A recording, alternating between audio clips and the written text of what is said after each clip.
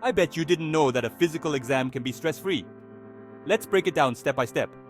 First up, we start with a friendly chat about your health history. This helps your doctor understand you better. Then, it's time to check your vital signs. We'll measure your blood pressure, heart rate, and temperature. Easy peasy, right?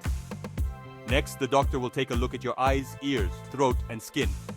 It's just like a quick checkup from head to toe. Now, don't worry, it's painless. After that, you might lie down for some gentle prodding on your tummy. This checks for any unusual lumps or tenderness. Your doctor will listen to your heart and lungs with a stethoscope. Just breathe normally, you're doing great. Finally, there might be some simple tests like checking your reflexes or balance. And that's it. You've just aced your physical exam. See? Nothing to worry about. Remember, it's all about keeping you healthy and happy. Thanks for watching and stay well.